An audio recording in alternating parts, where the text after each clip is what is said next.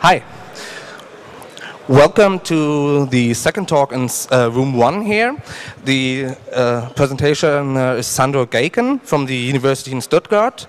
The topic is the trust situation, why data protection does not protect much anymore. The idea is that the laws or the idea of data protection is completely incapable of actually protecting the self-awareness, the concept of from the psychological view of data protection. So, hats off for him. Give him an applause. Thank you.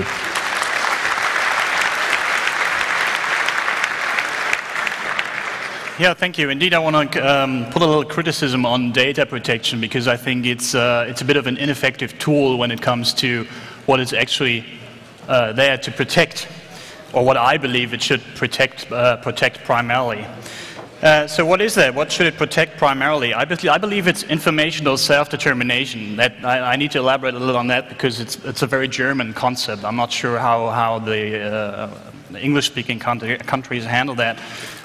We had the decision in the so-called Volkszählungsurteil, where the constitutional judges said that there was a big census thing going on in Germany, and there was a lot of opposition to that, so it finally came up to the Constitutional Court, and then the Constitutional Court actually made a very wise, very smart decision. They said, well, we cannot do this census because if the state authorities or some other authorities know something about you and you don't know what that is, then you might adjust your behavior just to be on the safe side, or to prevent some sort of consequences which you might fear. You know, that's the basic idea of informational self-determination. You should have sufficient knowledge about who knows what about you, because if you don't, then you might adjust your behavior.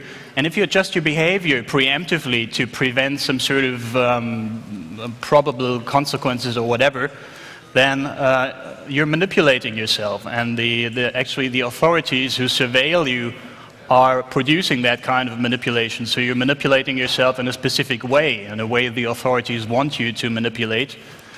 And that, of course, is something which we cannot stand in a democracy, because a democracy consists of free people, and free people are certainly not people who manipulate themselves in the first place.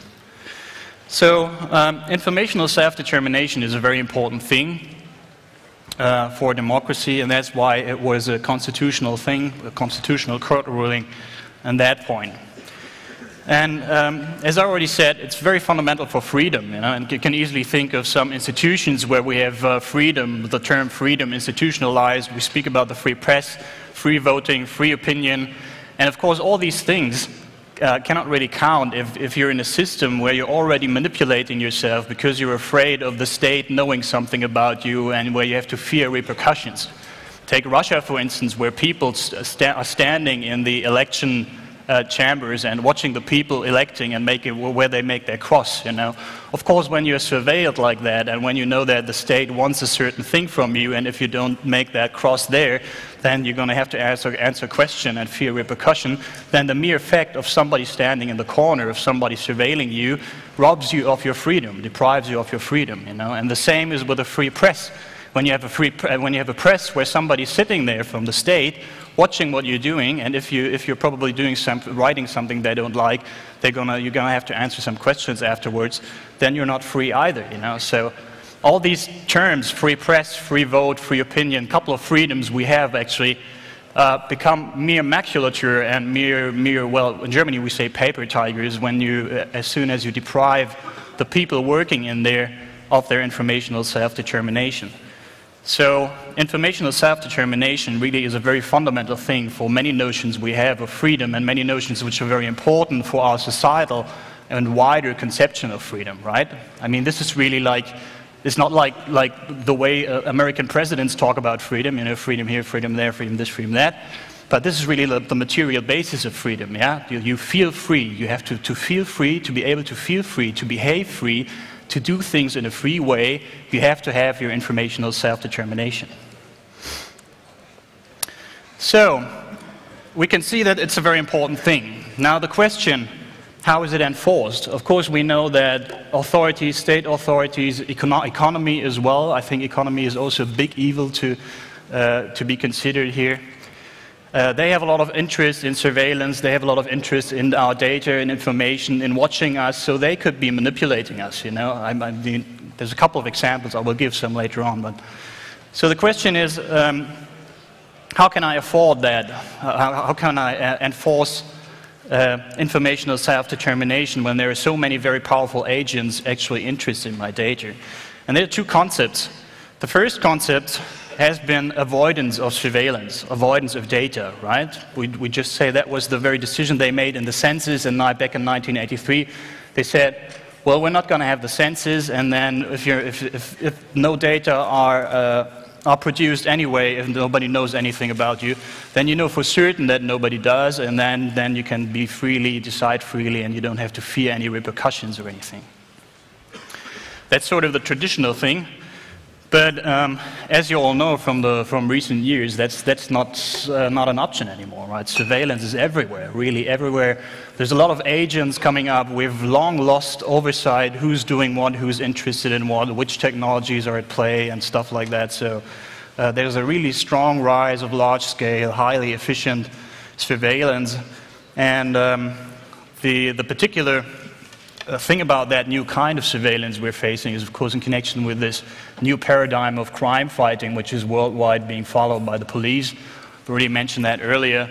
The police has changed its method of crime fighting, largely not due to 9/11. It was after 9/11, of course, but more due to the technical capacities they have now. They don't want to investigate crimes after they happen anymore, like they did in Tatort, right? I mean, the traditional Tatort-Kommissar, then somebody murders some guy, and then he goes there and investigates all the stuff and looks what happened and stuff. And that's no more the idea they're following. Actually, the Bundeskriminalamt in Germany has already devoted large parts of its manpower to this other method of crime fighting, namely preventing crimes before they happen. Which is really sort of a strange idea. It's like Minority Report or something, you know. And you ask yourselves immediately, how can they do that? How can they prevent crimes before they happen? How can they make that an official paradigm, investing a lot of money, building a lot of organizational structures in which, in fact, the majority of the German police commissars at the Bundeskriminalamt are already working in? And the answer is, of course, well, surveillance, right? You have to identify groups of people which are suspicious or which could commit crimes. And that's a thing of large-scale identificatory surveillance, which really scans everyone and then makes profiles, generates profiles, and identifies certain types of people to be potential suspects or suspicious. And then you have to watch them, observe them continuously, and see if they behave suspicious, more suspicious than you already think they are, in order to sort them out before they do something bad. So that's what we're facing right now, and any idea of avoidance of surveillance seems gone, really. So that's something which we only meet in some partial concepts which are slowly developed now, like privacy-enhancing technologies, where we say we have to embed some privacy-enhancing stuff into the technology and so on to avoid certain data. But generally, the concept of avoidance of surveillance is really gone. So how do we enforce informational self-determination? What's the new idea? Because we haven't given up on that, of course, not officially. So the new idea, which is followed for a while now, which we all know, is data protection, right? We came up with this idea of data protection, Datenschutz, also a very German thing in the beginnings at least. And what data protection does is to regulate the evaluation and use of data which are generated within surveillance, and do that by laws and regulations, organizational structures and stuff. And that, again, is a very complex thing to do. I mean, meanwhile, data protection has grown into a very complex canon of laws, of organizations, a lot of intertwinings there with the industry, and a lot of different positions you can assume there. So really, it's been growing a big thing. There are many exceptions, of course. That's something we are witnessing as well. As soon as some certain particular surveillance measures come out of the press, like 2 or 3 years after it has been publicly debated, then the police slowly starts to, and the industry, they slowly start to get exceptions, and so they're always nagging on these things and making them vanish, sort of. But in general, that's the idea of how we can manage informational self-determination, right, by data protection, because we can't avoid it anymore, so we have to protect the way in which data are evaluated and used.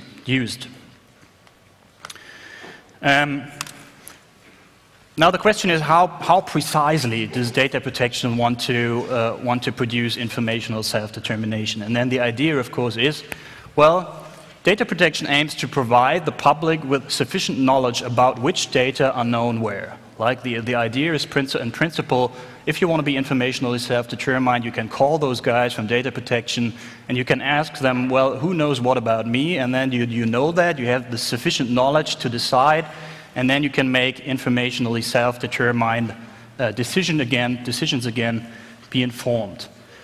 But the question now is whether data protection really does that. And that's the question which I want to pose here for my talk. And my hypothesis here is no, it's unable to do that, and it's even unable to do that in principle.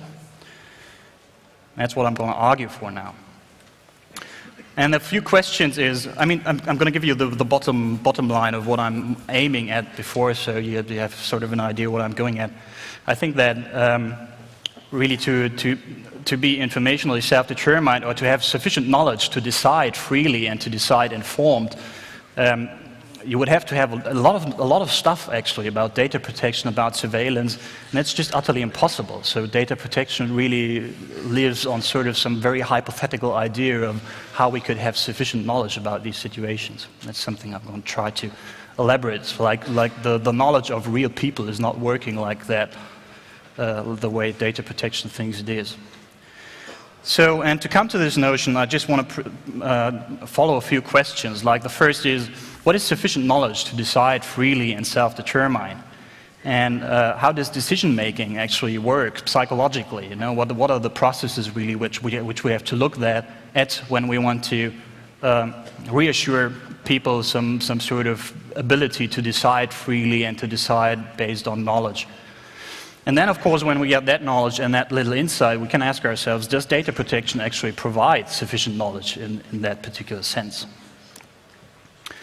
Okay, now it's going to be a bit theoretical. I'm a scientist, so sorry, I have to go to theory first. And the theory I'm going to use now is decision theory. We're going to look first at some categorization from decision theory, because basically there are two kinds of knowledge-based decisions. The first one is the good kind.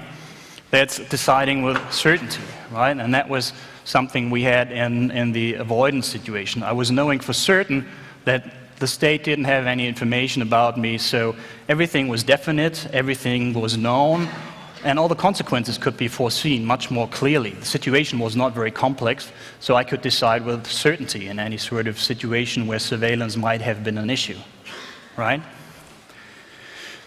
But that's not the case anymore. So now we have, oh, that's bad. Now we have the bad kind of decision which we're facing. Of course, the majority of the decisions we're facing are always like that. We have to decide with uncertainty, right? Not everything is definite, not everything is known. The consequences cannot be entirely foreseen. And the situation is somewhat complex, so I'm not really able to cognitively think of all the factors and involve everything that would have to be involved to make a really deeply informed decision. Decision theory then varies some degrees and produces further types: decision under risk, indefinite decision, and so on. That's not so important. But important is that this is a very important kind of decision, because usually the decisions we make are always under some kind of uncertainty. We never know fully all the consequences, fully all the things we have to know to judge in a certain situation. So that's the type, of course, I want to be looking at a bit more closely, because that's the type which we'll be facing in our situation with data protection as well. So how do we calculate our odds for uncertain decision, right? We have to calculate something, look at what's the outcome of that option, what's the outcome of the other option, and then see and make a trade or find some way to decide that. And what does decision theory say how that works?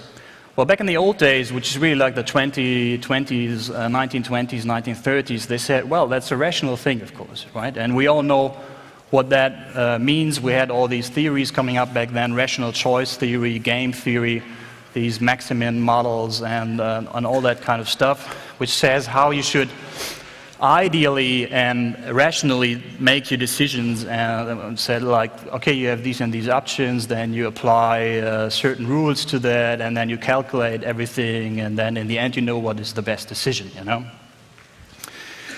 But and actually back in the old days, they were really of the opinion that we would actually always be making decisions like that, you know. That was like the hidden mechanism with which we do all the decisions in our everyday lives. But of course, with just a little second of insight, you can see that that is not the case, right? When I have a decision to make, I do not just go down to the table and start calculating all my odds and probabilities, you know. I just do it more out of the stomach. So criticism started in the 50s onto this very rational model. And a couple of scientists came up who said that actually humans in complex situations are neither willing nor able to calculate all the time, right? You don't go down to the table, calculate all your odds in front of every decision. So what they rather do is they use some sort of shortcut strategies to decide. They don't do this full-fledged rational game theory stuff. They use other strategies, you know. They don't have time and they have to find some quick way, so okay. And how does this go? That's a process they call heuristic decision-making. Tversky and Kahneman were two scientists, I think economists, and they were very famous for finding out how actual decisions are being made. The landmark paper is 1975, and they got the Nobel Prize for that in 2005. And they said, well, in actual decisions, we're working kind of heuristic, right? The heuristic is some reduced framework where you highlight some perspectives and leave some other perspectives out of sight to get a clearer picture of what you want to do in a certain aspect. And we're actually not working with this full kind of rationality. We're working with a reduced rationality, right? We judge situations causally. We use our everyday knowledge. We don't check every fact, right? We don't look into science every time we have to make a decision on what to buy or what to eat, right? Because in a rational world, that would be what you would have to do, you know? And then the depth of your investigation actually depends on how relevant it is for you. But usually, you don't bother for the most complete and correct information possible, right? I mean, everyday people, they just decide, well, they have heard this and they've heard that, and so, well, okay, I'm going to do this, you know. It's not so terribly important. I'm not going to check everything, so it's not a court case here. I've just decided like that. And in most cases, of course, you're not even capable of doing that. I mean, most people are no scientists, and they're not even very, very smart at gathering information. They don't have routines or methods to gather information, to analyze information. So they sort of have to rely on hearsay knowledge, right? On what people say and what they've heard and so on and so forth. And that's how they actually make their decisions, you know. They rely on a few facts of hearsay knowledge. Exception, of course, the hackers. The hackers are always very informed about everything. And what's even worse about that, we're not only having this reduced rationality that we're only deciding upon a reduced number of hearsay facts, we're also psychologically biased. That's the other thing they found out, Tversky and Kahneman in 1975, by looking at a lot of decisions and how people are making decisions. And the big bias number one is that you love your own values, you know, and your values are always getting into your decisions, right? But no, that's something the rational decision theory has never thought of. You know, rational decision theory said, we're doing this unemotionally, right? We're calculating all the odds, and game theory says this and that, and whatever the outcome is, that's what we're going to do. But of course, that's not the case, you know. You favor certain facts. You tend to memorize things in support of your own values much more than things which are not in support of your values. I mean, that could also be negative facts. If you remember all the things Schäuble said or did because you're opposed to what he does, then that, of course, is something you take to support your values, you know. So whatever you have as a hearsay knowledge already is biased from the beginning. What the basic set you have as a knowledge is already biased by the values you have. So there goes a tiny bit of that rationality idea. Then what you choose as relevant facts from what you hear depends a lot as well on what you want to be relevant facts, right? If you have a preset opinion, what you want to know, what you don't want to know, then that's how you sort your facts, which you hear in a certain decision situation. When somebody tells you, oh, this and this and this, and consider this and this and that, then you just say, okay, well, I don't like this, but that I like, that I consider, and so that's how you sort what's relevant. And another thing that's also always very relevant is that the public opinion of your own cultural or subcultural group is very influential, right? Whatever the people say around you and how you, especially in particular the people who constitute your own societal values or represent those, that's the people which you're following in your decision making or in your knowledge and your values, because you don't want to stand outside. So your knowledge is already deeply biased by values. And then bias number two is that they're given this already very tendentious situation and almost irrational, or at least much less rational situation than anyone would have ever thought. There are some further characteristic effects which have been found in psychology, the psychology of decisions. The one is the anchor effect. I just mentioned three here. There are a bit more, but these three are the most relevant. The anchor effect, for instance, is very known to you. Everybody of you will know this thing. Very colorful and very recent facts are more present than other, right? What happened in the news yesterday and the thing that was printed in the big red letters, that is something which appears much more factual than anything you have heard last year in the FAZ with just a small kind of text thing. Then familiarity effect.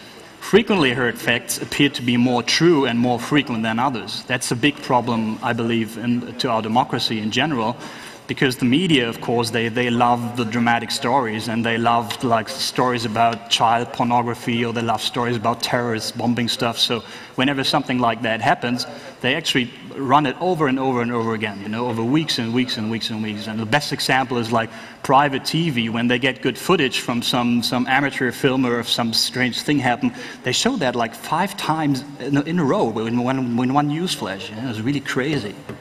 But because it's good material, it's dramatic, so it has to be repeated. People like that, people read that, so they're repeating it over and over, and you get the impression psychologically, without, of course, noticing rationally, that this is happening all the time, you know, and that's a particular fact which is known with this child molester problematic.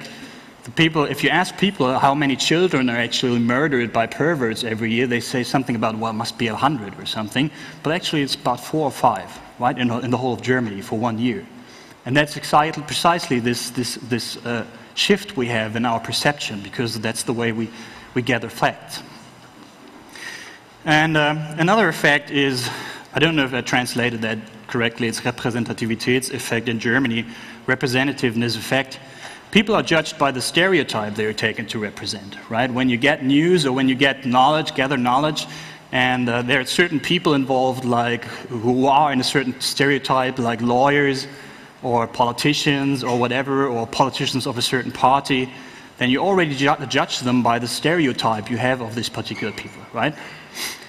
You don't look into the particular profiles of these people, or you don't look very precisely at what they say, what they do, what their opinions are, because you think you already know them, but just by the stereotype they represent, right? So that's something that goes into there as well. So, well, uncertain decision-making, right? That's not a very rational thing. It's based on a reduced number of facts, mostly from your own hearsay knowledge. It's largely unchecked. It's favorably by use of facts which are in support of your opinion in the first place, which are very colorful, very recent, or simply heard a lot. And people appearing in your decisions generally appear as preset stereotypes. So that's really, I think that's a very different picture from what we usually have from decision-making when we think, oh, we're so smart, we're so rational, we're calculating the odds, and anyway, we're finding the best decision, you know. No, that's not the case, you know. We're very biased, we're very psychologically determined in what we decide, and very irrational in a way. So, that was a bit of an excursion to decision theory. Now let's get back to surveillance. So I already said deciding and surveillance, how does that situation look? And I always said, back in the old days of avoidance, we could decide with certainty. When we are in a situation where surveillance is relevant for us, that's always like the action we have to consider here. When surveillance is relevant for us, how do we decide? And back in the old days, that was a decision with certainty, because I knew for sure that there was no surveillance, nobody had data, I could decide with certainty. But today, there's a decision with deep uncertainty, actually. and especially now, these very days, that are decisions which are really difficult to make. Because there's a huge number of facts to consider, really, if you want to go into it and make an informed decision. I guess we here are experts, but I guess no one of you will be able to make a 100% informed decision about any surveillance-related situation, right? Because there are much too many facts to consider. You know, there are a lot of technological options, many of which are hidden, are secret, so even hard to know in general. And there are many potential surveillors with too many interests. You can't really look into them, what they're really after. You don't know how many agents are after you, how many commercial agents are surveilling your electronic behavior, what the state does with the information. Those are all things which you really don't have a full-fledged picture of, right? It's because it's very difficult. It's a very complex situation. So everything is too complex to understand in principle. Even for us as experts, I can't speak for myself. I couldn't claim I have an oversight over everything happening with my data when I make a phone call or when I'm on the internet. And if that holds for me already, then the situation must be much worse for any lay people, you know, for any technical lay people or anybody who's not an expert. You know, they really can't decide anything with the slightest bit of certainty.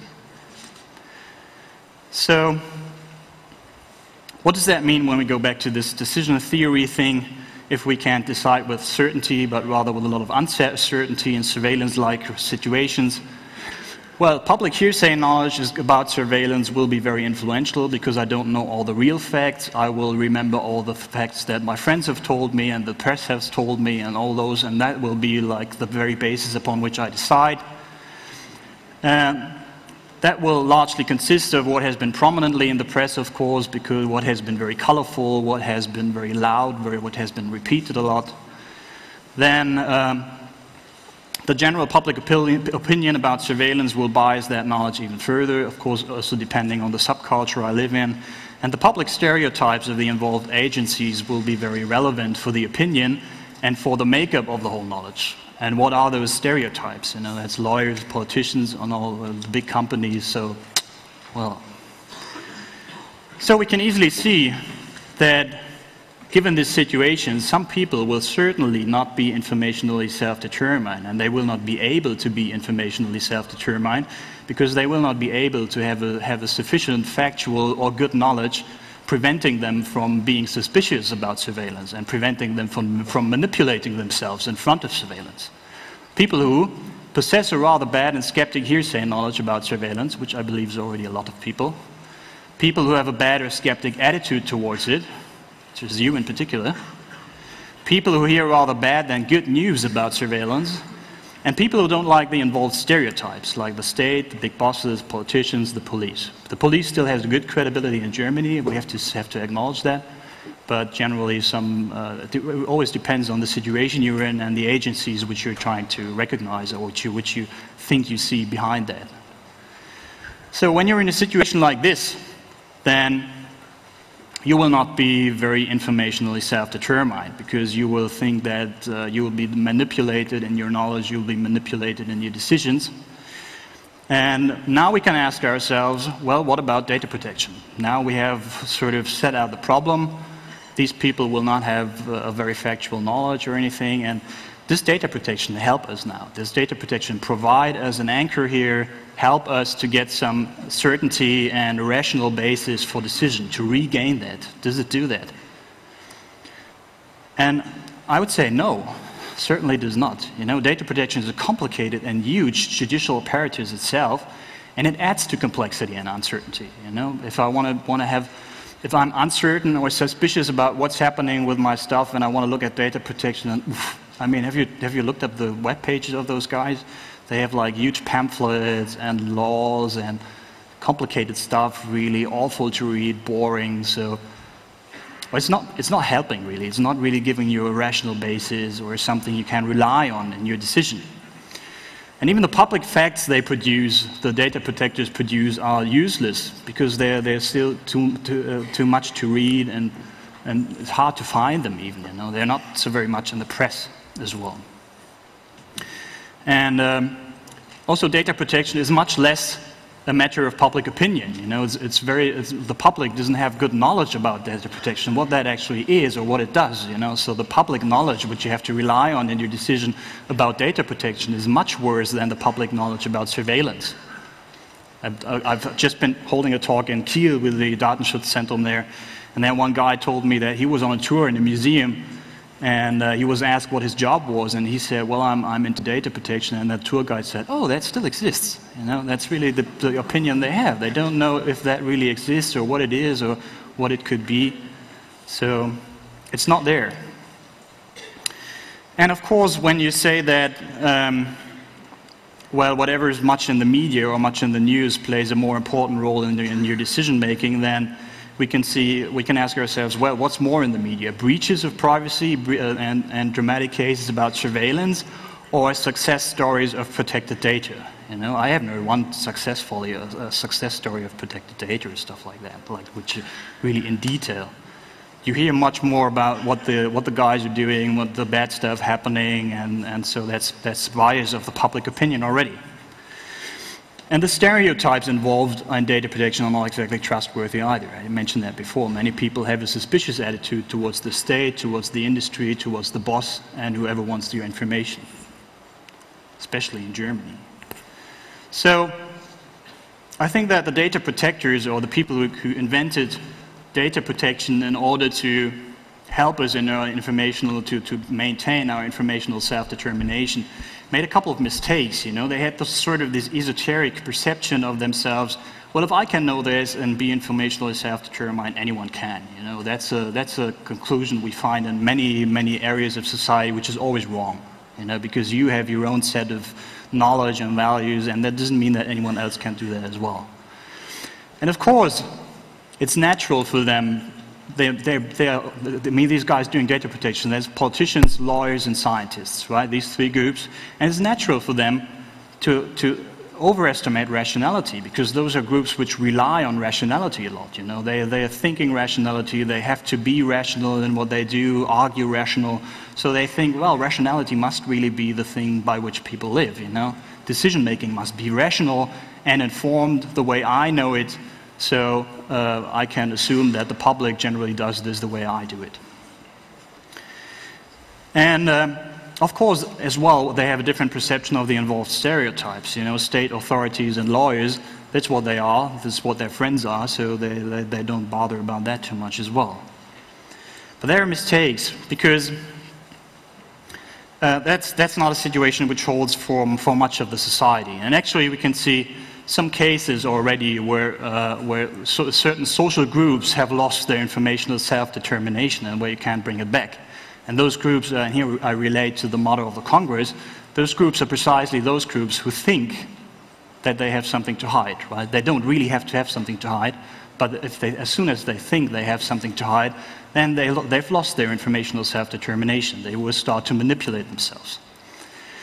And we can see some very alarming cases already. For instance, as I've been told from some politicians lately, they have witnessed that drug addicts and troubled families seek much less help lately. You know, we have all these offers for drug addicts or for troubled families to seek help, social help and stuff like that. And they're not going there anymore. And the people have been asking them, hey, why are you not coming anymore? What's the matter? And they say, well, I don't know what happens with my data. You know, you type all that in, and that's networked, and who knows who else knows that, and then maybe I don't get money, or maybe I come to jail or whatever, so I don't want to go there, I don't want to give you my data. And so they start to manipulate themselves already, right? They have lost their informational self-determination in fear of repercussions, what might happen with their data and surveillance. Another thing is press informants. That's something we have heard a lot too. You know, the press has been telling us we're losing our informants. We're losing people who are telling us what's happening in the insides of politics and economy. Because those people fear that their anonymity cannot be guaranteed as well. You know, you see cases like the telecom scandal where then the big bosses, well, okay, there's data protection, but they do what they want anyway, you know, because they're big and powerful, and the worst thing that Peter Shah can do is to say, well, don't do that again, you know. So So of course they fear, well, they will find out, you know, they can observe me, they do that, they fuck data protection, you know, they're doing that anyway, and I'm losing my job, I'll never get a job again, so I keep quiet, you know. But we need those people, you know, we need those press informants. The whole idea of an independent press relies on press informants, on people who are brave enough to come up when some shady things are happening inside some organizations, you know. But that is something we have lost. We seem to have lost. And another point which we're losing is people in court cases, who are involved in court cases, like witnesses and accused, and they fear talking shop with their lawyers and telling them the truth, not because they distrust their lawyers, but they distrust the lawyers communicating with other lawyers, and they distrust the states probably surveilling the lawyers and stuff like that. We had cases like that happening. So they fear that, and they hold back the truth in front of their lawyers, and that's another thing which is very bad and happening as well. So what we see that in these cases in particular, that the true basis of decision making is different. You know, we're not deciding rational upon our substantial and informed knowledge on data protection and surveillance when we come in such situations, or when people come in such situations. They decide upon the stuff they've heard, you know, the stuff they've heard in the news, the stuff their friends telling them. They keep exaggerating that because they have a certain opinion and so on. And that's what they rely on in their decision making, you know. They have these faint ideas about what surveillance is, you know, it's omnipresent, unstoppable, networked, everything. And everyone powerful can, in principle, know a lot about me. That's something that really is diffused in the public mind already, and that's the basis upon which they decide. And of course, that's not a basis anymore where you have your informational self-determination. There's something you have lost then. Yeah? You don't have any certainty by which you can decide. We can also see some foreseeable new problems coming up with the networking of databases and what has been called the eternal memory of databases and their public perception, right? Because then people start thinking about all this database stuff going on basically in the economy, but also from the state. And then some cases crop up in the press, you know, and then they see, these databases, then it's not such a good thing either. For instance, health databases are now being developed, and we know that there's some sort of function creep going on with databases, and well, okay, they say that's all very confidential and only for medical personnel, and so, but what about in 10 years? I don't know, and so if I have something bad now, do I really want to go to a doctor if I have to take the risk that somebody in 20 years will know that, which I probably don't want, you know? Another thing is school databases, which they're currently coming up with in Berlin here. If you're a kid, and well, you're a kid, you know, you're a teenager, you're doing silly stuff, you know, and then you did something silly, and then you know of these databases, and you have to think, well, damn it, I did something wrong, I screwed up, oh man, and then I have this database, and this thing will be following me for the rest of my life, because in fact it will, you know, and we don't know what will happen with these databases and whether future employers can look into that, you know, so. That also influences your informational self-determination, because you have this idea that something might happen with your data, and then you decide differently and you choose your path differently. So that's all a bit of a bad situation. We've really lost this sort of informational self-determination.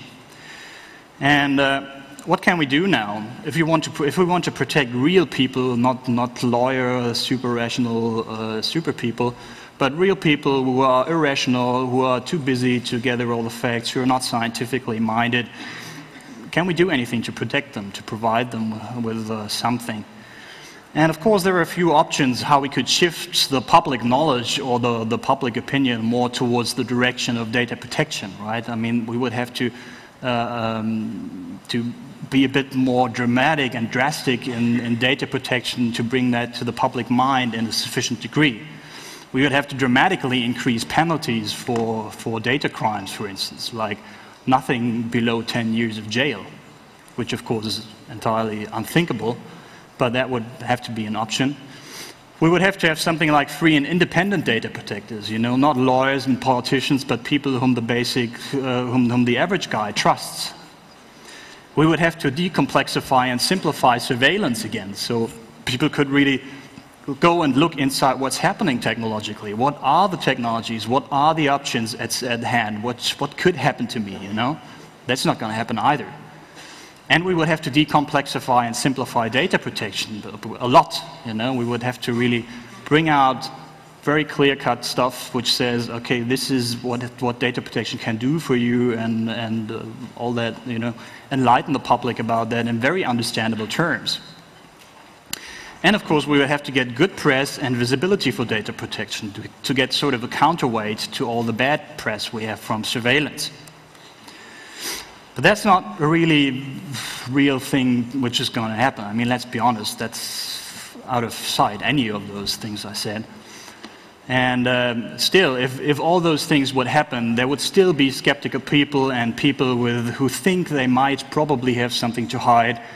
And those will never again be informationally self-determined, you know, in any sort of surveillance-related situation. So society-wide manipulation just by the mere existence of surveillance is actually a fact, right? That's something we have to consider right now, no matter whether we have something to hide or not.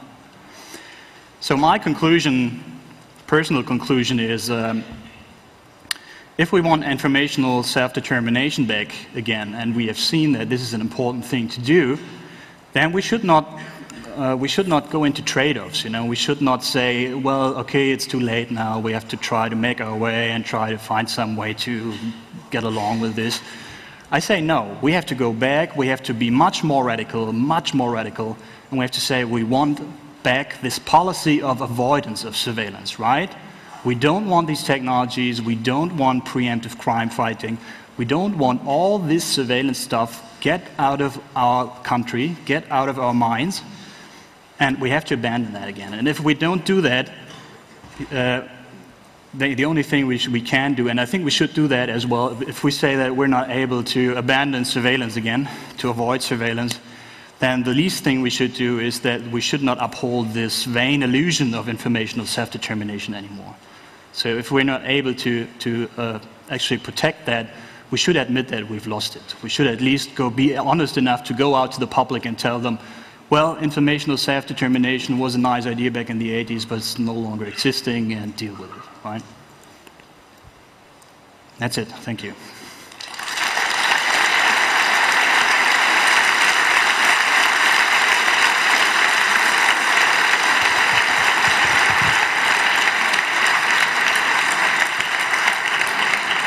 When I was asked if you have questions to please take the mics for the recordings, right? So anybody questions?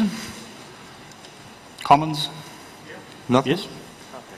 Give him a mic. Okay. I totally agree with your conclusion that we have to get back to avoidance of surveillance.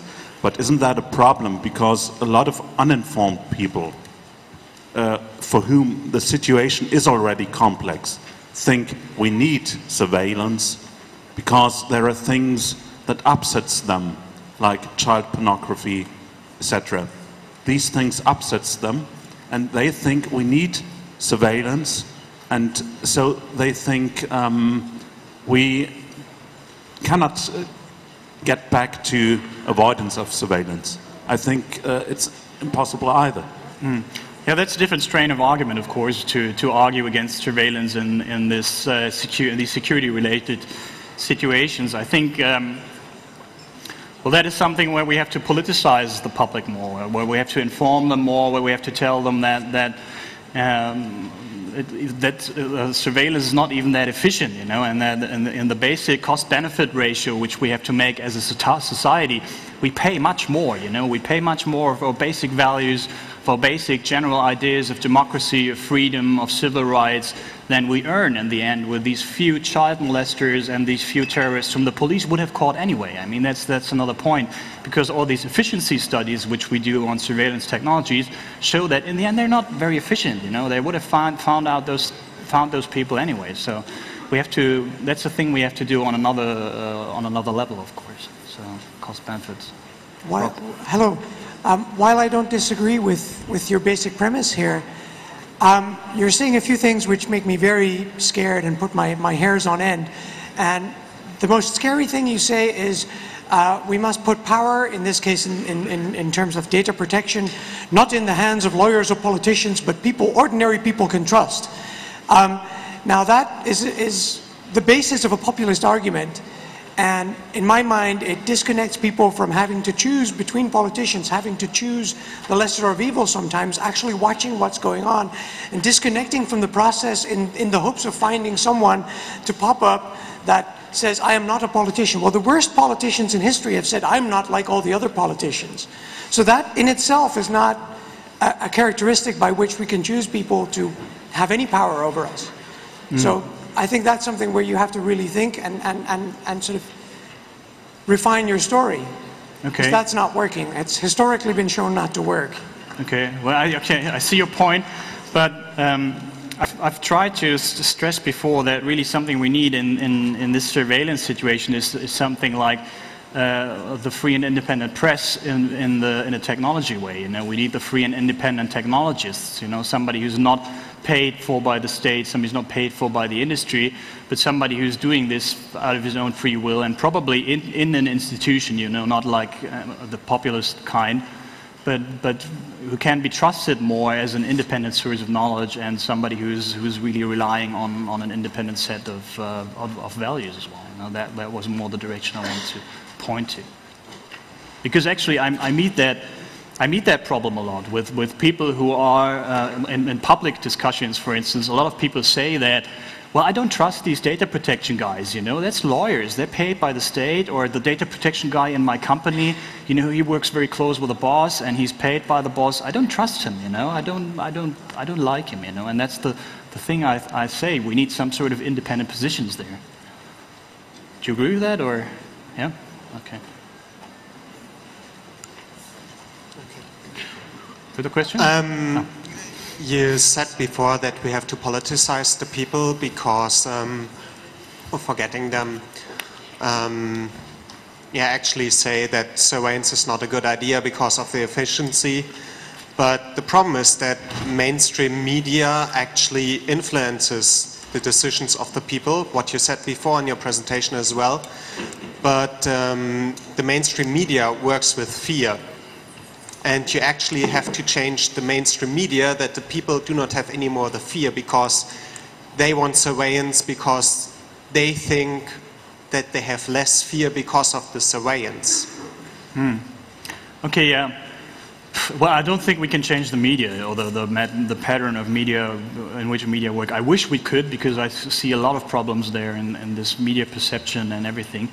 But I also think, or I've also made get the impression over the past years that the media are also working for us. You know, it's like when all these cases are in the media where data protection doesn't work, or when the telecom scandal, for instance, comes to the press, then in a way, this in terms of politicizing things, that usually helps us. You know, so we could, but I think we should try and contact the press a bit more, you know, try and work together with them, find more scandals, give them more material so we can get a counterweight to all this fear-making on terrorism with the fear-making of what happens when your data are lost.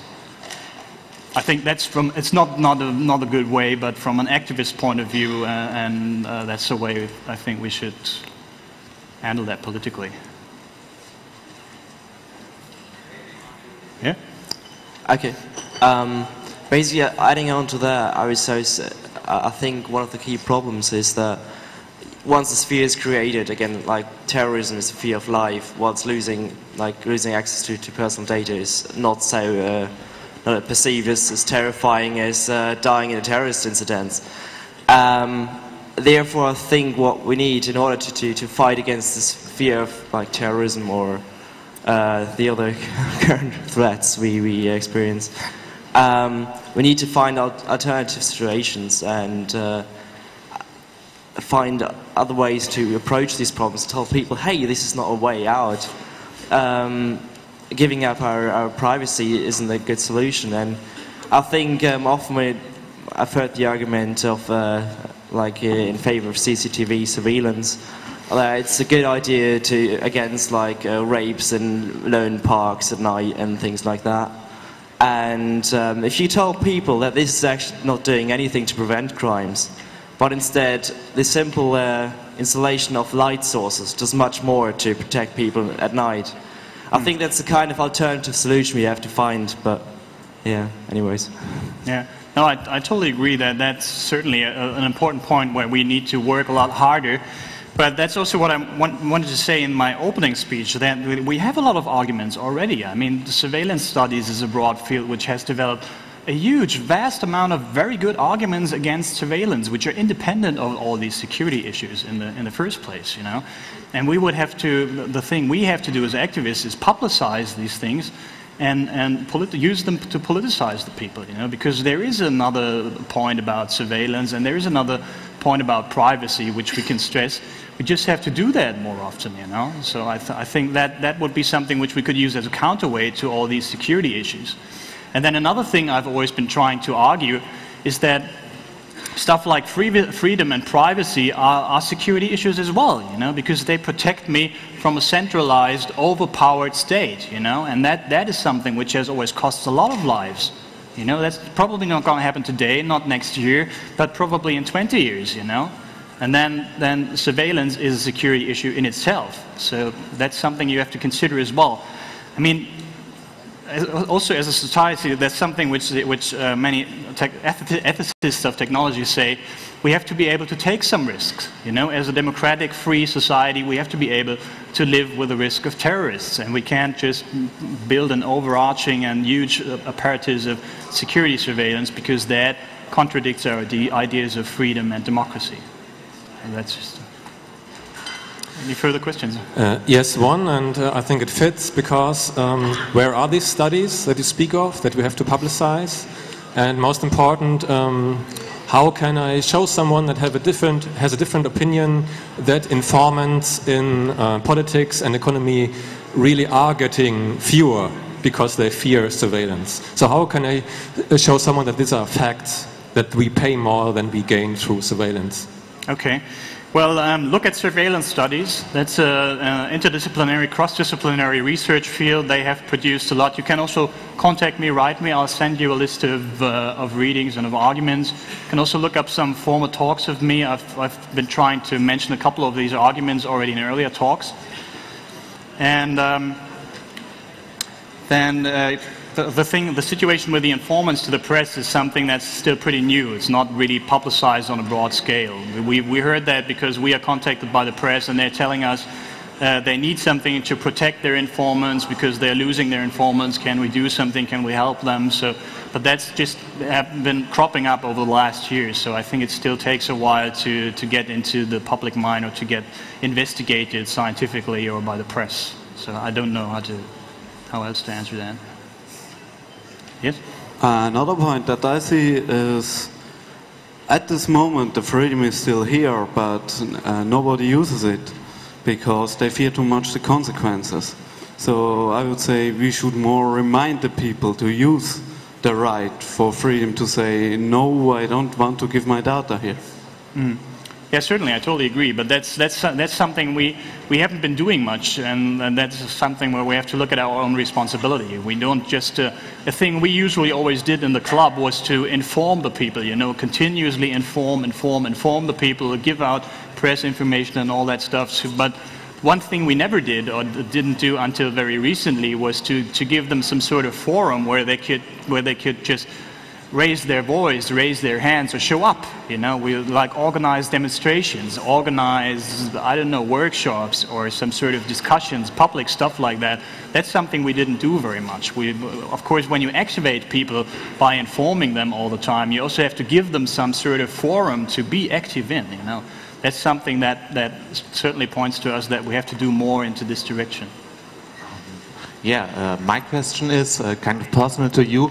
What's the next step? We can argue with words and all the good and great arguments we had today, and people don't really know at all. And we can argue with actions. And I guess the whole leakage of data this year here in Germany and Britain raised people's attentions and did a great job.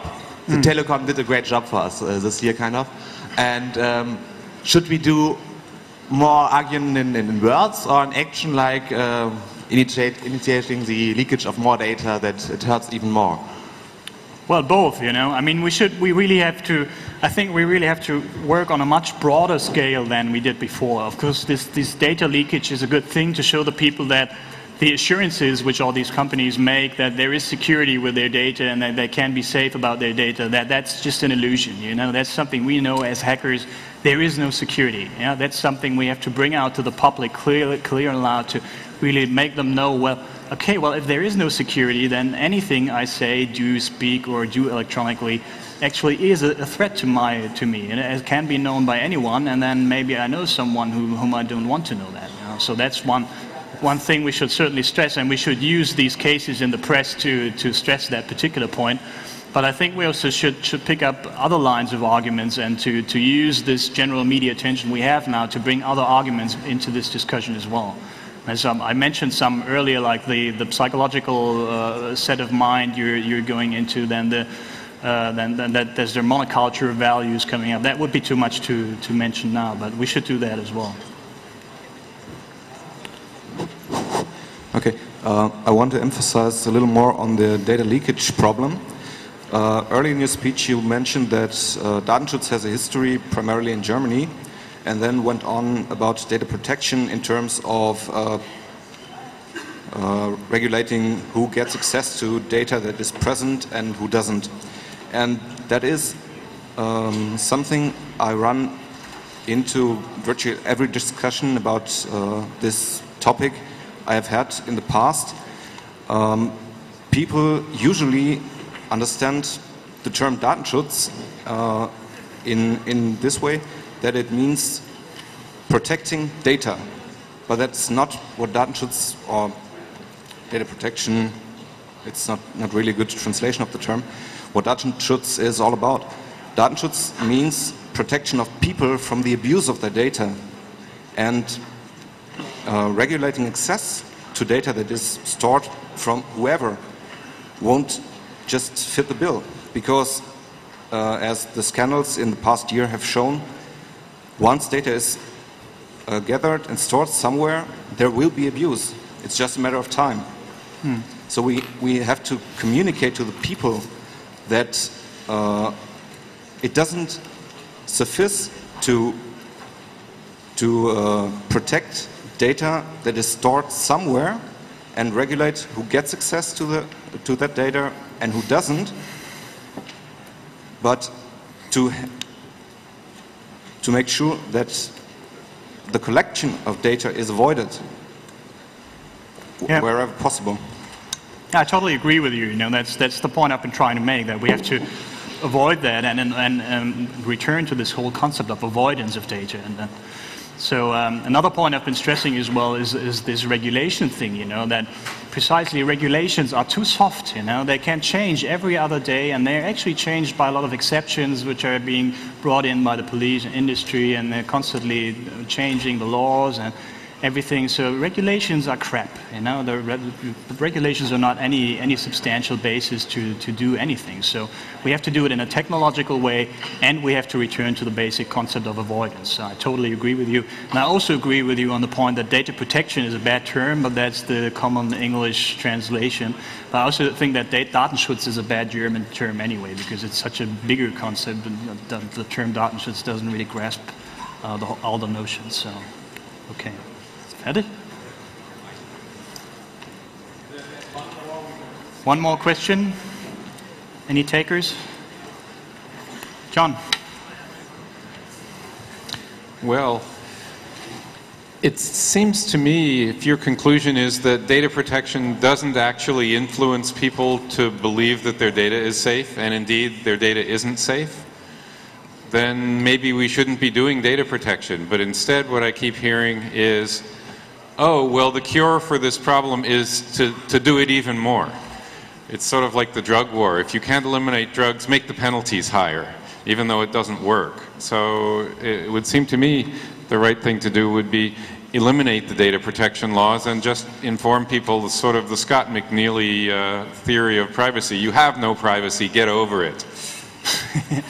Yeah, I mean, that's the point I've been trying to make as a last thing. You know, we should We should abandon the whole idea of data protection, in fact, because I believe it's not effective, you know? It's not effective in a psychological sense to protect us from manipulating ourselves. It's not effective in any real sense because the regulations are changed all the time, and then the worst thing the data protectors can do is to sue some company, and then they have to pay like $5,000 out of their 10 million they earned last year. And you know, fuck that. Data protection doesn't serve anything, any of us, you know. It's just creates the illusion that something is there which helps us protect our privacy, which in fact doesn't. So it would be much more honest and much more straightforward to really abandon the whole thing of data protection and return to this idea, avoidance of surveillance, and alarm people about that they're losing their informational self-determination and their privacy no matter what. So I totally agree with you. Okay, then, thank you for your attention, and I hope you had a good time.